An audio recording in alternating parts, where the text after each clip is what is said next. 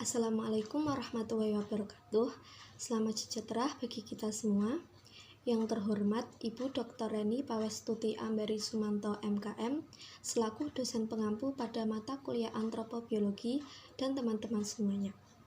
Pada kesempatan kali ini, kami dari kelompok 1 antropobiologi akan mempresentasikan hasil diskusi kerja kelompok kami mengenai konsep dasar kesehatan reproduksi. Sebelumnya, izinkan saya sebagai moderator untuk memperkenalkan anggota dari kelompok 1 dan memandu jalannya presentasi ini. Saya, Indrani Lutfia Putri dengan NIM 1601 422038. Konita Atkia dengan NIM 1601 422003, Wiwin Anggraini 1601 422030, Nurnida Afifah 1601 422037, Dewi Alimatu Solihah 1601 422040, Rizky Nur Hasanah 1601 422050, dan Junina Nabil 1601 422056. Yang pertama yaitu pengertian dari kesehatan reproduksi. Kesehatan reproduksi sendiri merupakan suatu keadaan sejahtera fisik, mental, dan sosial secara utuh, tidak semata-mata bebas dari penyakit atau kecacatan dalam semua hal yang berkaitan dengan sistem reproduksi serta fungsi dan prosesnya. Kemudian selanjutnya yaitu tujuan kesehatan reproduksi. Tujuan ini terbagi menjadi dua, yaitu tujuan utama dan tujuan khusus. Dalam tujuan utamanya sendiri, yaitu memberikan pelayanan kesehatan reproduksi pada perempuan dalam kehidupan seksual dan hak reproduksi, sehingga dapat meningkatkan kemandirian dalam mengatur fungsi dan proses reproduksi, sehingga yang akhirnya membawa peningkatan kualitas kehidupannya. Kemudian tujuan khusus. Tujuan ini dibagi menjadi tiga, yaitu pertama, meningkatkannya kemandirian wanita. Yang kedua, meningkatkannya hak dan tanggung jawab sosial wanita. Yang ketiga, meningkatkannya peran dan tanggung jawab sosial pria.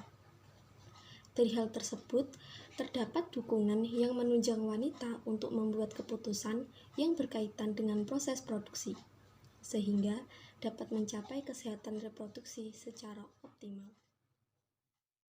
Selanjutnya yaitu sasaran kesehatan reproduksi.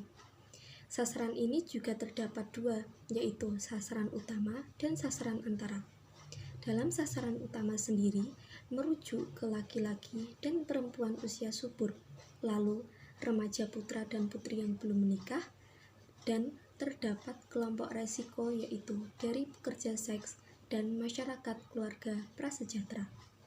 Kemudian, dari komponen utama ini juga terdapat komponen kesehatan reproduksi remaja, yaitu seksualitas, beresiko atau menderita HIV, dan yang terakhir, beresiko dan pengguna nafsa.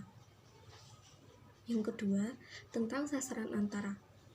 Dalam sasaran antara utama ini, merujuk ke petugas kesehatan, yaitu dokter ahli, dokter umum, bidan, perawat, dan pemberi layanan. Kemudian juga berbasis masyarakat, terdiri dari kader kesehatan atau dukun, tokoh masyarakat, tokoh agama, dan lembaga swadaya masyarakat. Oke, selanjutnya perkenalkan, nama saya Dewi Alimatu Solihah dengan NIM 160142 2040, ingin menjelaskan mengenai komponen kesehatan reproduksi. Yang pertama yaitu komponen kesejahteraan ibu dan anak. Peristiwa persalinan merupakan fase kehidupan wanita yang paling tinggi resikonya karena dapat membawa kematian.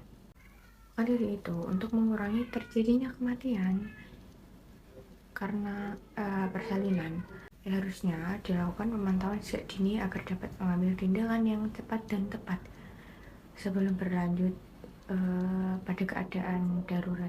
Informasi yang akurat sangat-sangat perlu diberikan atas ketidaktahuan bahwa hubungan seks yang dilakukan akan mengakibatkan kehamilan, dan jika tanpa menggunakan alat kontrasepsi, kehamilan yang tidak diinginkan atau tidak direncanakan itu dapat terjadi bila jalan keluarnya ditempuh dengan pengguguran maka hal ini sangat-sangat mengancam jiwa-jiwa ibu.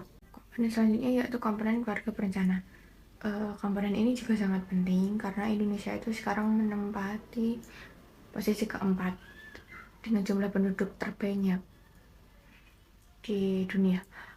Untuk mengantisipasi masalah ini, pemerintah mempersiapkan program keluarga berencana. Program ini bukan hanya sebagai strategi kependudukan dalam menekan pertumbuhan penduduk, tetapi juga merupakan strategi di bidang kesehatan. Karena strategi ini juga merupakan upaya untuk meningkatkan kesehatan ibu melalui pengaturan jarak anak, pengaturan kapan ingin mempunyai anak, terus juga merencanakan jumlah anak ke depannya, sehingga ibu mempunyai kesempatan untuk memelihara dan meningkatkan kesehatan dan kesejahteraan untuk dirinya. Pelayanan yang berkualitas juga sangat perlu ditingkatkan dan lebih memperhatikan pandangan terhadap klien dan pelayanan kesehatan yang ada. Oke, selanjutnya yaitu komponen pencegahan dan penanganan ISR atau infeksi saluran reproduksi, termasuk PMS, penyakit menular seksual, dan HIV atau AIDS.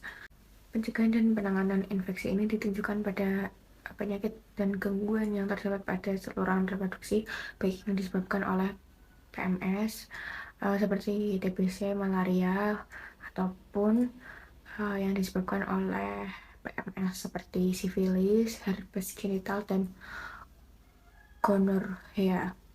Ataupun kondisi infeksi yang mengakibatkan infeksi pada rongga panggul seperti penggunaan alat kontrasepsi dalam rahim atau AKDR yang tidak steril. Semua contoh penyakit tersebut bila tidak mendapat penanganan yang baik akan berakibat seumur hidup pada wanita maupun pria, yaitu berakibat kemandulan. Hal ini akan menurunkan kualitas hidup wanita maupun pria. Oke, lanjut pada komponen kesehatan reproduksi remaja. Upaya pencegahan masalah kesehatan reproduksi juga perlu diarahkan pada masa-masa remaja, karena masa ini terjadi peralihan dari masa anak-anak menjadi masa dewasa dan perubahan dari bentuk fungsi tubuh terjadi dalam waktu yang sangat cepat. Informasi dan penyuluhan, konseling dan pelayanan perlu ditingkatkan untuk mengatasi masalah kesehatan reproduksi remaja. Selain itu, lingkungan keluarga dan masyarakat juga harus peduli dengan kondisi remaja, sehingga ini dapat membantu memberikan jalan keluar bila remaja mengalami masalah. Bukan malah disalahkan, tetapi juga perlu diarahkan dan dicarikan jalan keluarnya dengan menawarkan tempat-tempat pelayanan kesehatan reproduksi untuk mendapatkan konseling atau pelayanan klinis sehingga remaja dapat melanjutkan kehidupannya. Dan yang terakhir yaitu komponen usia lanjut. Komponen ini mempromosikan peningkatan kualitas penduduk usia lanjut saat menjelang atau saat akhir usia reproduksi, atau biasanya disebut menopause atau andropause. Upaya pencegahan ini dapat dilakukan melalui screening keganasan organ reproduksi, misalnya kanker rahim dalam wanita dan kanker prostat pada pria, serta pencegahan defisiensi hormonal dan akibatnya seperti kerapuhan tulang dan lain-lain. Hasil yang diharapkan dari pelaksanaan kesehatan reproduksi tersebut adalah peningkatan akses informasi menyeluruh mengenai seksualitas dan reproduksi, masalah kesehatan reproduksi, manfaat dan risiko obat, alat dan perawatan, kemudian tindakan intervensi, dan bagaimana memilih dengan tepat itu sangat diperlukan. Pengukuran adanya perubahan positif terhadap hasil akhir di atas akan menunjukkan kemajuan pencapaian tujuan pelayanan kesehatan reproduksi yang menjawab kebutuhan kesehatan reproduksi individu, suami, istri, serta keluarga. Selanjutnya, perkenalkan nama saya Nurnida Afifah dengan NIM 16014222037. Baik, saya akan menjelaskan poin yang keempat, yaitu kesehatan reproduksi dalam siklus kehidupan perempuan.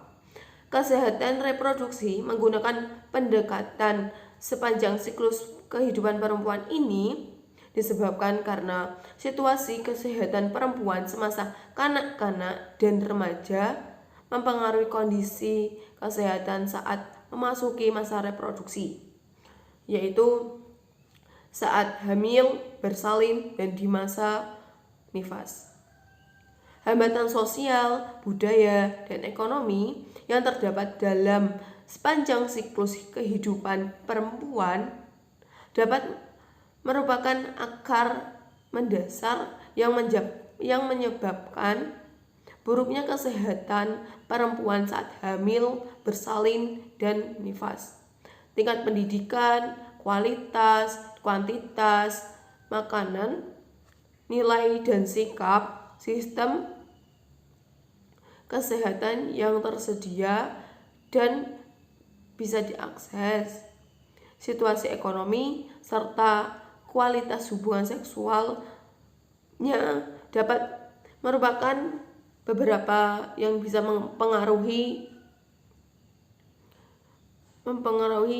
sistem reproduksi perempuan dalam menjalani masa reproduksinya. Dan terdapat beberapa masa-masa reproduksi pada perempuan, yaitu yang pertama adalah masa konsepsi. Masa konsepsi ini adalah masa setelah bersatunya sel telur dengan sperma. Kemudian janin akan tumbuh menjadi morula, blastula, gastula, neurula, yang akhirnya menjadi janin, dan dengan terbentuknya plasenta akan terjadi interaksi antara ibu dan janin. Di sini dapat diambil bahwa masa konsepsi ini terjadi pada ibu-ibu hamil.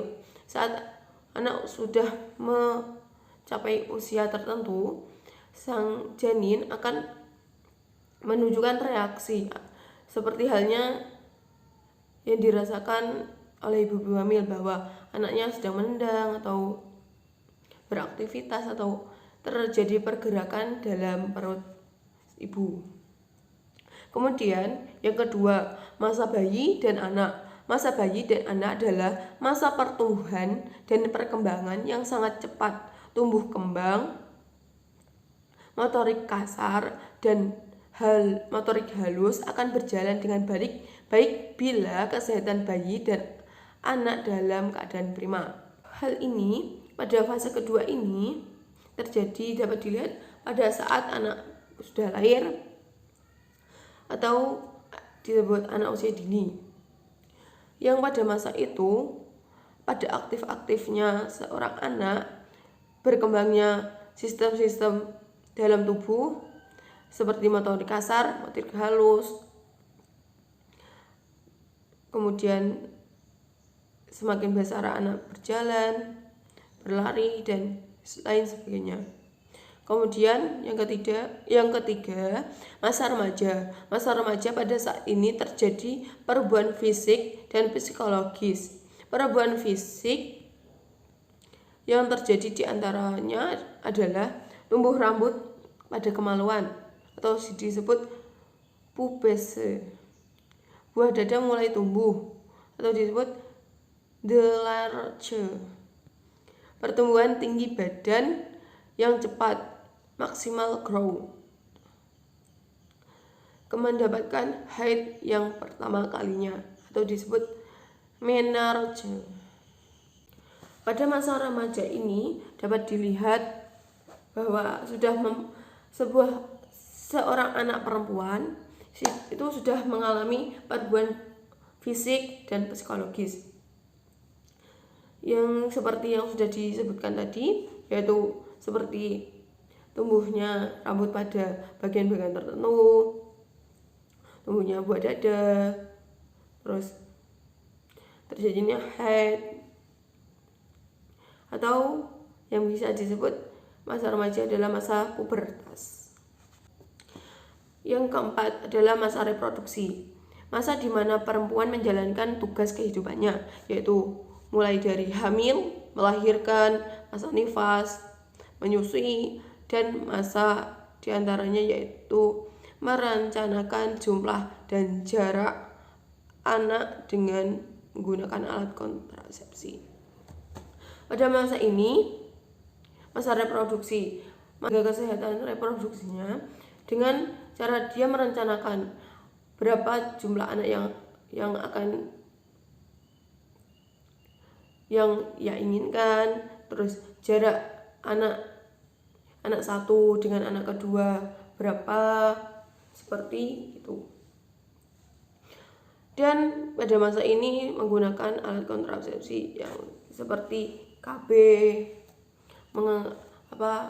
masang pen di sini atau alat-alat kontrasepsi yang lainnya. Kemudian yang kelima, masa usia lanjut. Masa usia lanjut yaitu masa di mana hormon estrogen sudah mulai menurun atau habis dikarenakan produksi sel telur juga sudah mulai menurun atau habis. Dengan menurunnya hormon estrogen akan terjadi perubahan fisik dan psikologis pada perempuan, diantaranya perubahan pada organ reproduksi, perubahan pada metabolisme tubuh, dan turunnya massa tulang atau osteoporosis. Pada masa usia lanjut ini, atau yang saya dapat ambil adalah seperti halnya masa menopause yang terjadi pada orang-orang dewasa yang sudah lanjut usia. Sekian dari saya. Semoga penjelasan yang saya jelaskan sudah jelas, dan maaf jika ada salah. Selanjutnya, saya Konita Atkia dengan NIM 16014220003 akan menjelaskan terkait faktor-faktor kesehatan reproduksi. Banyak faktor-faktor yang mempengaruhi kesehatan reproduksi. Faktor-faktor tersebut secara garis besar dapat dikelompokkan menjadi 4 golongan yang dapat berdampak buruk bagi kesehatan reproduksi, yaitu yang pertama ada faktor demografis ekonomi. Faktor ekonomi dapat mempengaruhi kesehatan reproduksi, yaitu kemiskinan, tingkat pendidikan yang rendah, dan ketidaktahuan tentang perkembangan seksual serta proses reproduksi, seperti berapa usia pertama melakukan hubungan seksual, kemudian berapa usia pertama menikah, dan usia pertama hamil. Sedangkan faktor demografi yang dapat mempengaruhi kesehatan reproduksi adalah akses terhadap pelayanan kesehatan, yaitu rasio remaja yang tidak sekolah dan lokasi atau tempat tinggal yang terpencil. Kemudian yang kedua ada faktor budaya dan lingkungan. Nah, faktor budaya dan lingkungan ini dapat mempengaruhi praktek tradisional yang berdampak buruk bagi kesehatan reproduksi. Nah, seperti apa? Contohnya adalah kepercayaan banyak anak banyak rezeki. Kemudian ada informasi tentang fungsi reproduksi yang membingungkan bagi anak dan remaja karena saling berlawanan satu dengan yang lainnya. Kemudian pandangan agama, status perempuan, ketidaksetaraan gender, lingkungan tempat tinggal, dan cara bersosialisasi. Kemudian persepsi masyarakat tentang fungsi, hak, dan tanggung jawab reproduksi individu, serta dukungan atau komitmen politik. Kemudian yang ketiga ada faktor psikologis. Sebagai contoh, rasa rendah diri atau low self-esteem. Terus juga mendapat tekanan teman sebaya. Kemudian adanya tindak kekerasan di rumah atau lingkungan terdekat, dan dampak adanya keretakan orang tua dan remaja. Jadi dalam keluarganya itu terjadi misalnya kayak broken home, terus depresi, juga rasa tidak berharga terhadap pria yang membeli kebebasan secara materi. Kemudian faktor yang terakhir adalah faktor biologis. Nah, faktor biologis ini mencakup ketidaksempurnaan organ reproduksi atau cacat sejak lahir. Nah, ini seperti pada saluran reproduksi pasca penyakit menular seksual, kemudian keadaan gizi buruk secara kronis, kemudian anemia, radang panggul, atau adanya keganasan pada alat reproduksi. Nah, dari semua faktor yang mempengaruhi kesehatan reproduksi dapat memberikan dampak buruk terhadap kesehatan perempuan. Oleh karena itu, perlu adanya penanganan yang baik dengan harapan semua perempuan mendapatkan hak-hak reproduksinya dan menjadikan kehidupan reproduksi menjadi lebih berkualitas. Perkenalkan, nama saya Junela Nabil dengan NIM 16014220056. Ruang lingkup kesehatan reproduksi. Ruang lingkup kesehatan reproduksi menyangkup keseluruhan kehidupan manusia sejak lahir sampai mati agar diperoleh sasaran yang pasti dan komponen pelayanan yang jelas serta dilaksanakan secara terpadu dan berkualitas dengan memperhatikan hak reproduksi perorangan dan bertumpu pada program pelayanan yang tersedia. Yang pertama ada konsepsi perlakuan yang sama antara janin laki-laki dan perempuan, pelayanan ANC, persalinan, nifas, dan BBL yang aman. Yang kedua ada bayi dan anak, pemberian ASI eksklusif, penyapihan yang layak, memberi makanan dengan gizi seimbang, imunisasi dan manajemen terpadu, pencegahan dan penanggulangan kekerasan pada anak, pendidikan dan kesempatan untuk memperoleh pendidikan yang sama pada anak laki-laki dan perempuan. Yang ketiga ada remaja, pemberian gizi seimbang, informasi kesehatan reproduksi, pencegahan kekerasan termasuk seksual, perkawinan pada usia wajar, pencegahan terhadap ketergantungan nafsa, pendidikan dan peningkatan keterampilan, peningkatan penghargaan diri dan pertahanan terhadap godaan serta ancaman. Yang keempat ada usia subur, pemeliharaan kehamilan dan pertolongan persalinan yang aman, pencegahan kecacatan dan kematian pada ibu bayi, penggunaan kontrasepsi untuk mengatur jarak kelahiran dan jumlah kehamilan, pencegahan PMS atau HIV atau AIDS, pelayanan kesehatan reproduksi yang berkualitas, pencegahan penanggulangan masalah absorpsi, deteksi dini kanker payudara dan leher rahim, pencegahan dan manajemen infertilitas. Kemudian yang terakhir ada lansia, perhatian pada meno atau andropause, perhatian penyakit utama degeneratif termasuk rabun, gangguan mobilitas, osteoporosis, dan lain-lainnya. Deteksi dini kanker leher rahim dan kanker prostat. Perkenalkan, nama saya Rizky Nurasana dengan NIM 16014222050. Di sini saya akan menjelaskan mengenai masalah kesehatan reproduksi. Masalah yang mungkin terjadi pada setiap siklus kehidupan yaitu pertama, masalah reproduksi. Dalam kesehatan terdapat gangguan kesehatan dan kematian perempuan yang berkaitan dengan kehamilan. Lalu ada peranan atau kendali sosial budaya terhadap masalah reproduksi, intervensi pemerintah dan negara terhadap masalah reproduksi, tersedianya pelayanan kesehatan reproduksi dan keluarga berencana.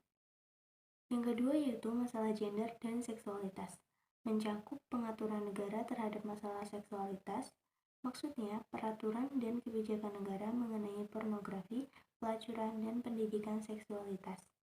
Masalah seksualitas di kalangan remaja, status dan peran perempuan, perlindungan terhadap perempuan bekerja. Yang ketiga, masalah kekerasan dan perkosaan terhadap perempuan, kecenderungan penggunaan kekerasan secara sengaja kepada perempuan, perkosaan serta dampaknya terhadap korban, norma sosial mengenai kekerasan dalam rumah tangga, serta mengenai berbagai tindak kekerasan terhadap perempuan, dan langkah untuk mengatasi masalah-masalah tersebut. Yang keempat yaitu masalah penyakit yang ditularkan melalui hubungan seksual. Masalah penyakit menular seksual yang lama seperti sifilis dan gonorrea, masalah yang relatif baru seperti chlamydia dan herpes, dan ada masalah HIV atau AIDS. Dampak sosial dan ekonomi dari penyakit menular seksual, kebijakan dan program pemerintah dalam mengatasi masalah tersebut. Yang kelima, masalah pelacuran. Faktor-faktor yang mendorong pelacuran dan sikap masyarakat terhadap pelacuran, dampaknya terhadap kesehatan reproduksi baik bagi pelacur itu sendiri maupun bagi konsumennya dan keluarganya. Yang keenam, masalah sekitar teknologi. Teknologi reproduksi dengan bantuan bayi tabung. Etika dan hukum yang berkaitan dengan masalah teknologi reproduksi ini. Perkenalkan, nama saya Wiwin Anggraini dengan NIM 161422030. Di sini saya akan menjelaskan mengenai hak-hak kesehatan reproduksi. Yang pertama, definisi hak kesehatan reproduksi. Hak kesehatan reproduksi adalah hak sendiri adalah kewenangan yang melekat pada diri untuk melakukan atau tidak melakukan, untuk memperoleh atau tidak memperoleh sesuatu. Kesadaran tentang hak sebagai manusia dan sebagai perempuan merupakan kekuatan bagi perempuan untuk melakukan berbagai aktivitas baik untuk kepentingan diri, keluarga, dan masyarakat. Sedangkan reproduksi adalah menghasilkan kembali atau kemampuan perempuan untuk menghasilkan keturunan secara berulang. Hak kesehatan reproduksi merupakan salah satu bentuk dari hak asasi manusia yang bersifat universal, meliputi hak setiap orang untuk mendapatkan informasi dan mempunyai akses terhadap berbagai metode keluarga berencana yang mereka pilih, aman, efektif, dan metode pengendalian kelahiran lainnya, serta tidak bertentangan dengan hukum ataupun peraturan perundang-undangan yang berlaku. Yang kedua, definisi hak kesehatan reproduksi secara spesifik. Hak reproduksi diartikan sebagai hak asasi manusia, hak asasi semua pasangan dan pribadi untuk menentukan keputusan dengan bebas dan bertanggung jawab mengenai jumlah anak, jarak antar anak, dan menentukan waktu kelahiran, serta akan melahirkan anak secara sehat, mempunyai informasi dan cara untuk memperoleh anak, dan hak untuk mencapai standar tertinggi kesehatan seksual dan reproduksinya, dan dapat membuat keputusan mengenai reproduksi yang bebas dari diskriminasi, kekerasan, dan paksaan. Hak reproduksi perorangan diartikan sebagai hak yang dimiliki oleh setiap orang, tanpa memandang perbedaan kelas sosial, suku, umur, agama, dan lain sebagainya, untuk memutuskan secara bebas dan bertanggung jawab mengenai jumlah anak, jarak antar anak, serta penentuan waktu kelahiran anak dan akan melahirkan. Hak reproduksi ini didasarkan pada pengakuan akan hak-hak asasi manusia yang diakui di dunia internasional. Tujuan dari hak kesehatan reproduksi adalah untuk memastikan informasi yang menyeluruh dan faktual serta beragam tentang pelayanan terhadap pemeliharaan kesehatan reproduksi, ketersediaannya, keterjangkauan, dan dapat diterima serta cocok untuk semua, untuk memungkinkan dan mendukung keputusan secara sukarela tetapi bertanggung jawab dalam hal kehamilan dan penggunaan metode keluarga berencana yang Kemudian terdapat hak reproduksi. Hak reproduksi merupakan bagian dari hak asasi manusia yang melekat pada diri manusia sejak ia lahir dan dilindungi keberadaannya, dan setiap individu tidak boleh mendapatkan perlakuan diskriminatif yang berkaitan dengan kesehatan reproduksi karena ras, jenis kelamin, kondisi sosial ekonomi, keyakinan, dan kebangsaannya. Di bawah ini disebutkan beberapa hak kesehatan reproduksi. Hak kesehatan reproduksi menurut ICPD Kairo 1994 antara lain yaitu 1. Hak mendapatkan informasi dan pendidikan kesehatan reproduksi. 2. Hak mendapatkan pelayanan dan kesehatan reproduksi. 3. Hak kebebasan berpikir dan membuat keputusan tentang kesehatan reproduksi. 4. Hak untuk memutuskan jumlah dan jarak kelahiran anak. Berikutnya, hak untuk hidup dan terbebas dari resiko kematian karena kehamilan, kelahiran karena masalah gender. Yang selanjutnya, hak atas kebebasan dan pelayanan dalam pelayanan kesehatan reproduksi. Selanjutnya, hak untuk bebas dari penganiayaan, dan perlakuan buruk yang menyangkut kesehatan reproduksi. Berikutnya, hak untuk mendapatkan manfaat dari hasil kemajuan ilmu pengetahuan di bidang kesehatan reproduksi. Hak atas kerahasiaan pribadi dalam menjalankan kehidupan dalam reproduksinya. Hak untuk membangun dan merencanakan keluarga. Hak atas kebebasan berkumpul dan berpartisipasi dalam berpolitik yang bernuansa kesehatan reproduksi. Hak atas kebebasan dari segala bentuk diskriminasi dalam kesehatan reproduksi. Kemudian hak kesehatan reproduksi menurut Depkes RI 2002 antara lain: 1. Setiap orang berhak memperoleh standar pelayanan kesehatan reproduksi yang terbaik. Yang kedua, setiap orang memiliki hak untuk mendapatkan informasi yang tetap tentang seksualitas, reproduksi, dan manfaat serta efek samping obat-obatan, alat, dan tindakan medis yang digunakan untuk pelayanan serta mengatasi masalah kesehatan reproduksi. Yang ketiga, setiap orang memiliki hak untuk memperoleh pelayanan KB yang efektif, terjangkau, dapat diterima sesuai dengan pilihan, tanpa paksaan dan tidak melawan hukum. Yang keempat, setiap perempuan berhak memperoleh pelayanan kesehatan yang dibutuhkannya, yang memungkinkan kesehatan dan selamat dalam menjalani kehamilan dan persalinan, serta memperoleh bayi yang sehat. Yang kelima, setiap anggota pasangan suami istri berhak memiliki hubungan yang didasari atas penghargaan. Yang keenam, terhadap pasangan masing-masing dan dilakukan dalam situasi dan kondisi yang diinginkan bersama tanpa unsur pemaksaan, ancaman, dan kekerasan. Yang kedelapan, setiap remaja berhak memperoleh informasi yang tepat dan benar tentang reproduksi sehingga dapat berperilaku sehat dalam menjalani kehidupan seksual yang bertanggung jawab. Yang kesembilan, setiap orang berhak mendapatkan informasi dengan mudah, lengkap, dan akurat mengenai penyakit menular seksual termasuk HIV atau AIDS. Yang kesepuluh, pemerintah, lembaga donor, dan masyarakat harus mengambil langkah yang tepat untuk menjamin semua pasangan dan individu yang menginginkan pelayanan kesehatan reproduksi dan kesehatan seksual yang terpenuhi. Yang ke-10, hukum dan kebijakan harus dibuat dan dijalankan untuk mencegah diskriminasi, pemaksaan, dan kekerasan yang berhubungan dengan seksualitas dan reproduksinya.